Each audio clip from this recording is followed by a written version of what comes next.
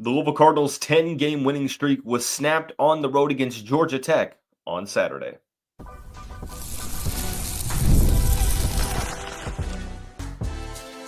You are Locked On Louisville, your daily podcast on the Louisville Cardinals. Part of the Locked On Podcast Network, your team every day. Card Nation, what's going on, everyone? Welcome into this Monday edition of the Locked On the Louisville podcast. I'm your host, Dalton Pence. This is my 5th year covering the University of Louisville, 3rd year hosting this show, and I want to take the time to personally thank you all for making us your first listen of the day. Just a reminder, the show is free and available on all streaming services 5 days a week. Your team every day. Now, today's episode is brought to you by FanDuel. Super Bowl 59 is here. There's no better way to make every play more exciting than with FanDuel Sportsbook. New customers can bet just $5, and if you win, you'll score $200 in bonus bets. All you have to do, download the app or head to FanDuel.com to get started.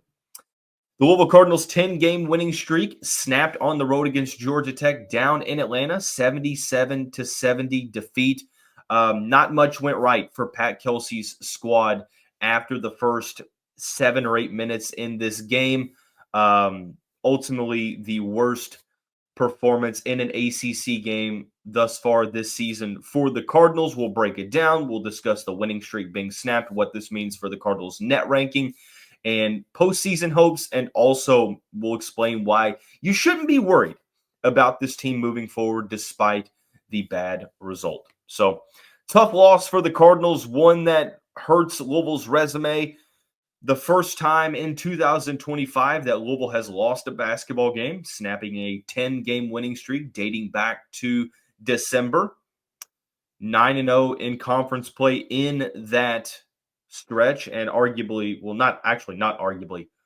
obviously, this was the worst performance in an ACC contest thus far this season for Pat Kelsey's Louisville Cardinals. And it started out, I felt like, optimistically, because they were able to deal with a strong surge from Georgia Tech. The Yellow Jackets started the game out really well. They made some shots, had some desperation, end of shot clock shot attempts that went in. You just kind of have to tip your hat and say good shot and move on to the next play. And they had a couple of those. But Louisville was able to sort of withstand that run. Chucky Hepburn, Terrence Edwards Jr., really good in those first 8 minutes or so. They both were in double digits scoring before the halfway point in the first half. The Cardinals were shooting the ball extremely well, and it looked like when the Cardinals got that double-digit lead in the first half, it was like, okay, this is the same story that we've seen the past couple games where it's sort of close to begin with, and then the Cardinals ultimately push the lead out to double digits, and then they don't look back. Well, that wasn't the case. They allowed Georgia Tech to stay around in the game in the first half. They cut the lead to, I think it was within 5 or 6, and Louisville was able to make a little bit of a mini run at the end to go up by 10, which ultimately became 11 when they reviewed a 3-point shot that became a 2-point shot. So they had a 38-27 lead going into halftime. And I didn't feel the greatest, but I also thought that it could be worse. I mean, you're up by 11. It could definitely be worse. Well, things got worse. They got considerably worse. Georgia Tech came out of halftime with a purpose, and they cut the Louisville lead pretty quickly. And after it was, 50-49, Georgia Tech just surged out in front, and they didn't look back. The Cardinals had multiple double-digit leads in this game that they were unable to hold, and, the old saying goes, you allow a team to stay in the game long enough, they believe they can win. And that's what happened. Georgia Tech, the reality of the situation is you played this game 10 times, Louisville probably wins at least 8. But the thing about college basketball and sports in general is any team can win on any given day, especially we mentioned playing a game on the road in conference play is not easy, regardless of who you play. And we talked about, well, these teams might not be the greatest, but they want to spoil your season. They're probably not going to make the tournament, so they want to spoil your season. And the Georgia Tech loss is going to have a direct hit on Louisville's net ranking and their tournament hopes, and we'll talk about that in the next segment. But one of the main issues in this game was that you saw multiple double-digit leads falter. And in that second half, It was ugly. It was the ugliest half of basketball for the Louisville Cardinals. They gave up 50 second half points.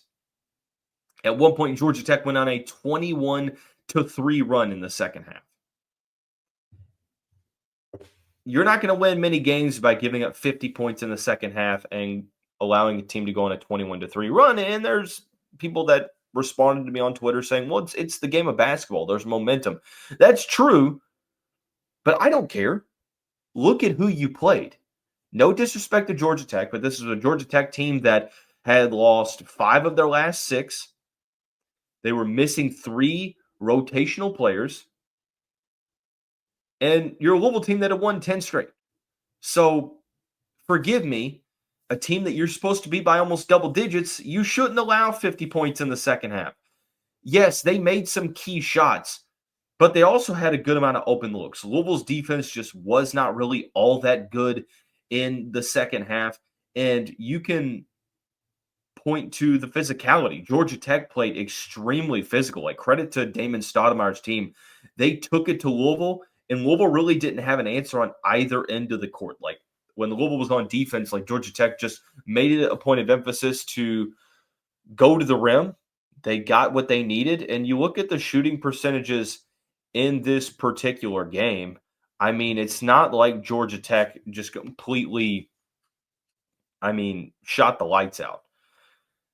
The Cardinals gave up a good amount of open shots. Now, thankfully, in the first half, those shots weren't falling, but the second half was a completely different situation. And Georgia Tech is a good three-point shooting team. I mean, they shot 33% on 8 of 24 shooting. Louisville technically shot better from the three-point line. The only issue is that Louisville barely made any perimeter shots in the second half. When they needed those buckets, the buckets didn't fall. The turnovers, Louisville had a negative assist to turnover ratio, 12 assists to 14 turnovers, and a lot of these turnovers completely unforced. I felt like if you ask Chucky Hepburn, there's a good chance he probably tells you this might be one of, the worst performances that he's had this year. I felt like, not only Chucky, but everyone, there was a ton of sloppiness with ball handling. They turned the ball over way too much. Shot selection was tough, especially in that second half. And Pat Kelsey made a pretty interesting comment saying that Georgia Tech, for one of the first times this season, they switched on defense. That was something that they weren't really expecting. And regardless, I feel like with the veteran team that Louisville has, with the talent they have, that you have to just sort of adjust to that. And ultimately, they didn't. And it all comes down to Louisville hasn't played a bad game in over a month. They had a bad game. They had a really bad game. And it doesn't excuse the performance, but it just does highlight that you're not going to play perfect all season long. Also, kind of looking at this, I felt like free throw shooting was key as well. Louisville lost by 7 points, right?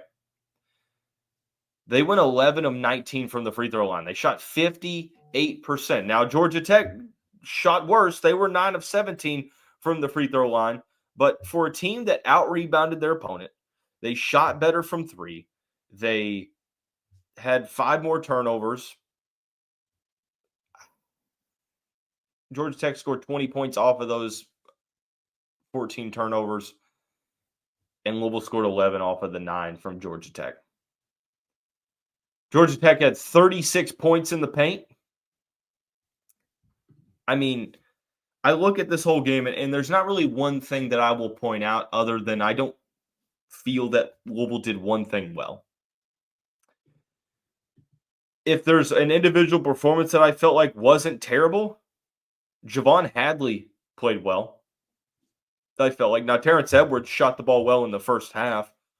Same with Chucky Hepburn. But when it came to, you look at the shooting numbers, and the shooting numbers aren't bad for those 3 players. I mean, Javon, 6 of 10. Terrence Edwards, 8 of 16. Chucky, 6 of 14. Not terrible. Rain Smith was 1 of 6. Seemed like he got targeted a little bit on the defensive side of the ball. James Scott had 2 points. He did have 11 rebounds.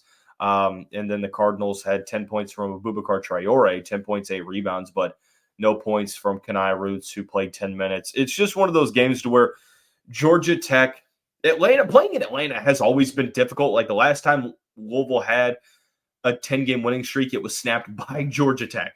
So playing in Atlanta, even with some of the best teams that Louisville's had over the past decade, for whatever reason, it has been a challenge. And it just goes to show you that no matter who you're playing, you're always at risk of losing a game, even if you're playing a team that you're supposed to beat by a good amount. So hopefully this game sort of recalibrates the mindset for Louisville. I'm not saying that they overlooked this contest, but they definitely didn't play as physical as they needed to. They were sloppy. They made too many mental mistakes.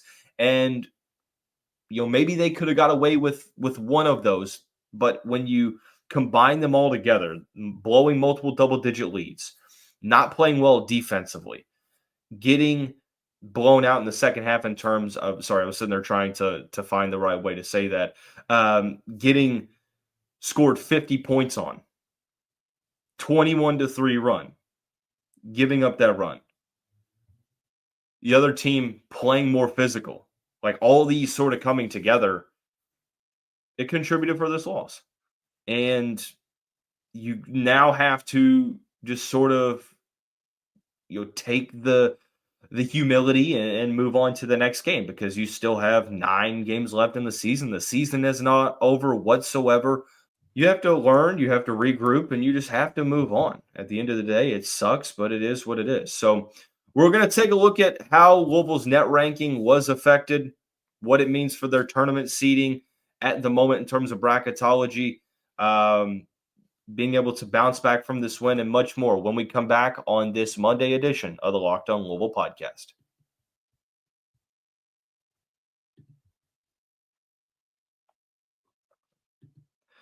Super Bowl 59 is here. One game, 2 teams, endless possibilities. There's no better way to make every play more exciting than with FanDuel Sportsbook. Whether it's predicting the first touchdown, calling the MVP, or even betting on the coin toss, FanDuel makes it easy to get in on the action. With live betting all game long, you can adjust your bets as the game unfolds and feel the thrill from kickoff to the final whistle. The live betting feature lets you stay involved no matter what happens on the field, and the app is super easy to navigate. Plus, knowing that you can place a $5 bet and potentially win $200 in bonus bets for the Super Bowl, well, that's just icing on the cake. Download the app or head to FanDuel.com to get started. Bet just $5, and if you win, you'll score $200 in bonus bets. That's on FanDuel.com. Bet with FanDuel, an official partner of Super Bowl 59.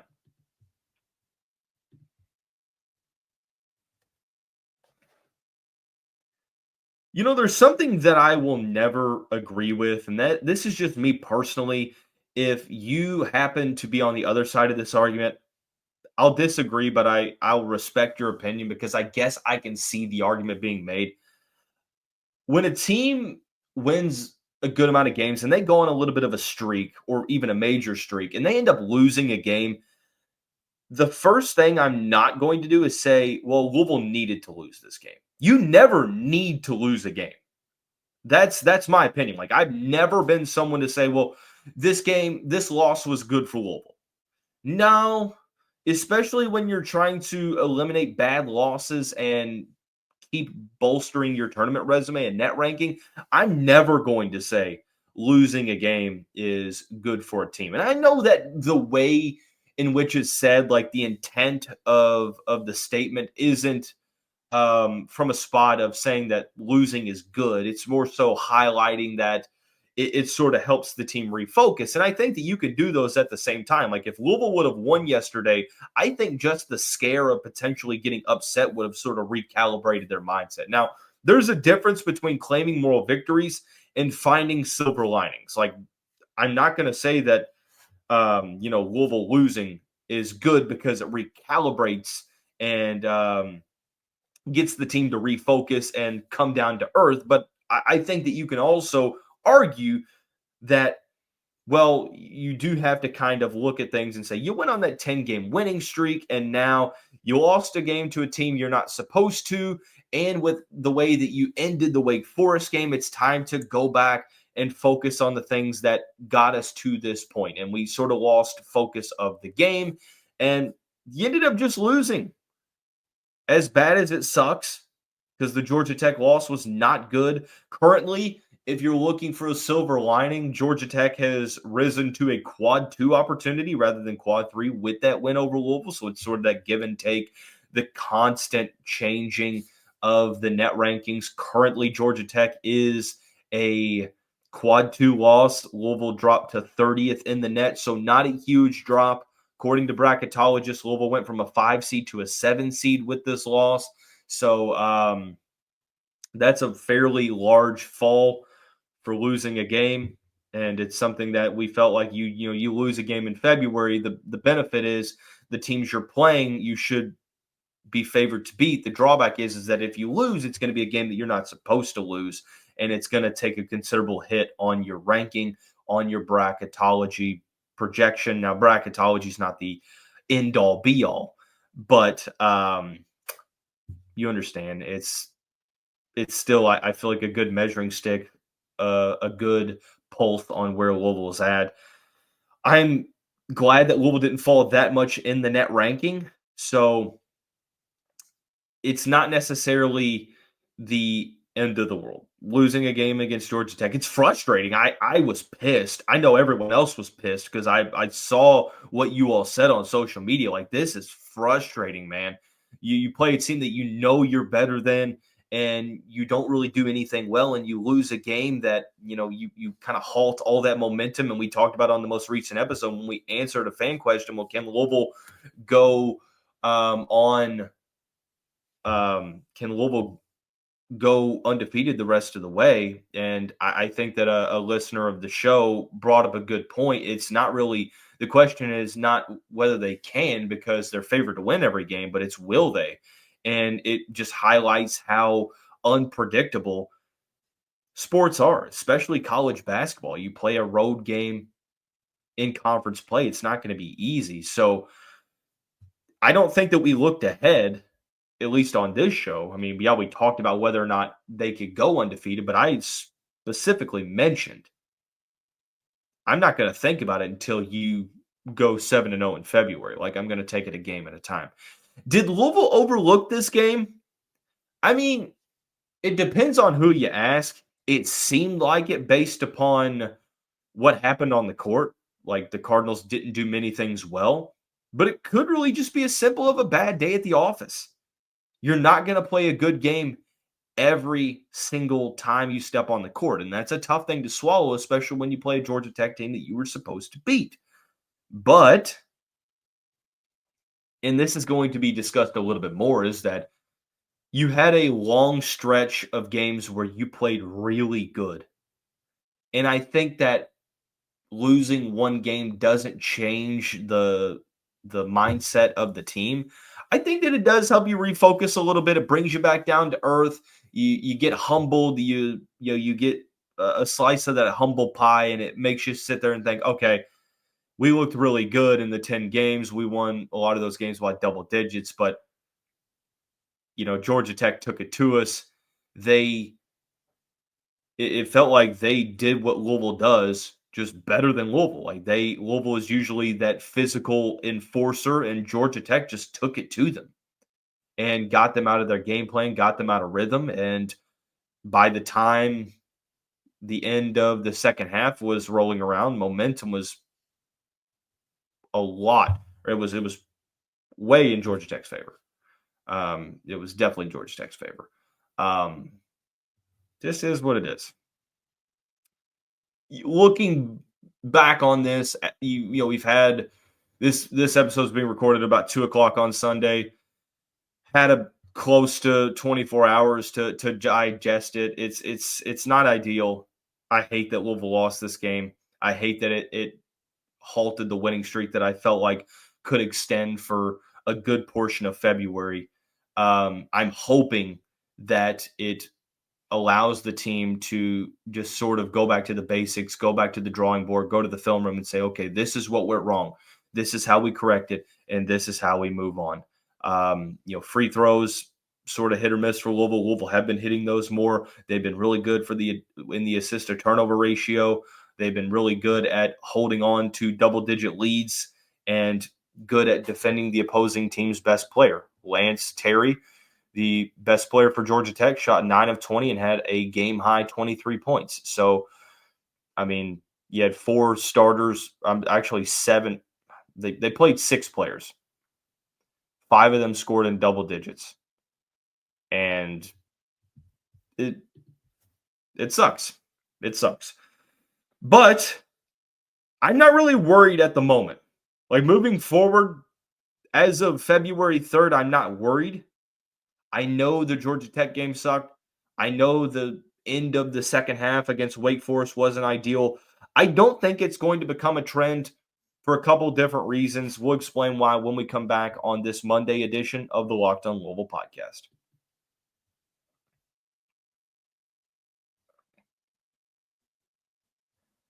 Cardinal fans, want to take the time again to thank you all for making us your first listen of the day. Just a reminder, the show is free and available on all streaming services, 5 days a week, your team every day. Also want to take the time to thank you all again. I mentioned it last episode. I'll mention it again. January was one of the best months for the Locked On Louisville podcast since I started the show back in August of 2021. The viewership was off the charts.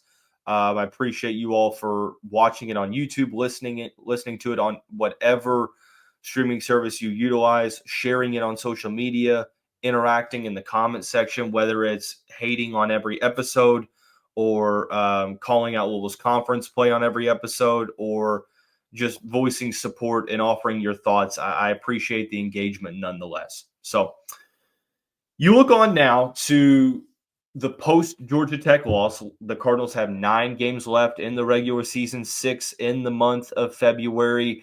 I have seen fans all over social media, especially yesterday, kind of questioning, well, is Louisville's run over? Or are they going to are they going to sort of go to a point of regression and lose a couple games in the month of February?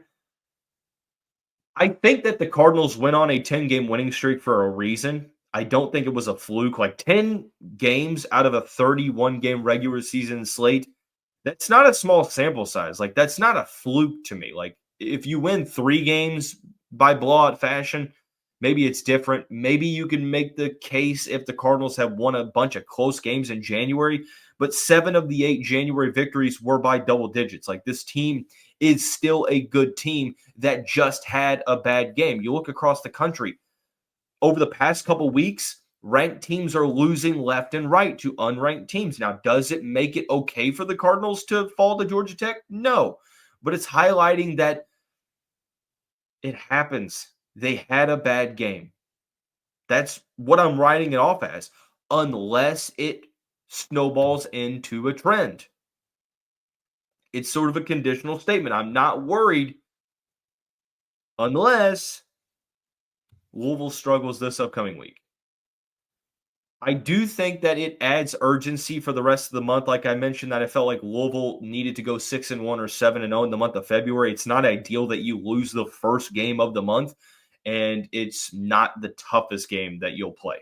So there's an urgency for the Cardinals to get that winning streak up and going again, and I do have the faith that they can create another winning streak. When you lose against a team you're not supposed to, like Iowa State lost by double digits at home against a bad Kansas State team that also had 9 wins. Iowa State was a top 5 team in the country. It happens. So I'm not going to take too much from this other than that nothing went right. And I trust Pat Kelsey to get the team right because he hasn't given me any reason to believe otherwise. You know the focus that Louisville has on each and every game. And is it true that Louisville overlooked Georgia Tech? Maybe, maybe not. Bottom line is they lost. I expect the Cardinals to bounce back in a major way. I do. Because what has happened when Louisville has lost games this season? They lost 3 games at one point: Oklahoma, Ole Miss, and Duke, all in a row. They barely beat UTEP, and then they lost to Kentucky. Even when adversity struck, the Cardinals were able to bounce back, and since then they've won 10 straight games and then lost to Georgia Tech. So I still feel like they're going to make another run. I don't think that this is going to completely derail the season unless you allow it to and create a snowball effect. The good news for Louisville is that the next two games are against Boston College and Miami, two of the three bottom teams in the conference. Miami just won their first ACC game on Saturday against Notre Dame. They are 1-10 in conference play. Boston College is 2-8. The Cardinals will go up to Massachusetts on Wednesday. They did just beat Florida State, so it's not going to be a walk in the park. But before that, the Eagles had lost 6 straight. So, again, the benefit is you get to play a bad team to be able to build your confidence back up and get back in the win column and start that motion to get the winning streak going again. But the drawback is that you cannot afford to lose to Boston College. Like, I say this without hyperbole and with full certainty that, like, Louisville cannot lose to Boston College or Miami, because that would tank their net ranking and it would just be an absolute disaster. Losing to Georgia Tech's bad. Losing to Boston College and Miami, or Miami, that would be catastrophic. So I'm trying to do my best to not get too high, not get too low. And that's what I like to try to do for whatever sport, for football, for basketball as well. Like, I didn't want to get too high on this season because you understand that losses can happen. And when they do, especially for a team that won 10 straight games in a game that you're supposed to win by double digits, it's a tough pill to swallow. A lot of Louisville fans are sort of questioning this team, but I think after the emotions had their run and you sort of look at things from a logical point of view, you say, you hope it's a bad game and that this team can refocus and bounce back, because there's still a good amount of season left. There's a good chance that the Cardinals will drop out of the top 25 when the rankings are released later today. If it does happen, oh well. Top 25 rankings don't matter for postseason hopes. Let's just win the next 2 games this week and potentially get back in the top 25. So you still have a good portion of the season to go. It's just a matter of focusing on the next game and bouncing back, getting back in the win column, and doing what you have to do to bolster your resume. So that is going to wrap up today's episode of the show. When we come back, we'll sort of talk about this week. We'll have a weekly mailbag session, and then another segment is sort of up in the air depending on what happens. Like I said, this episode being recorded on Sunday at about 2:30 Eastern time in the afternoon. So we'll discuss whatever becomes relevant at that time. But that's going to wrap up this Monday edition of the Locked On Louisville podcast. Everyone have a great day. Have a great start to your week. We'll see you right back here tomorrow. Go Cards.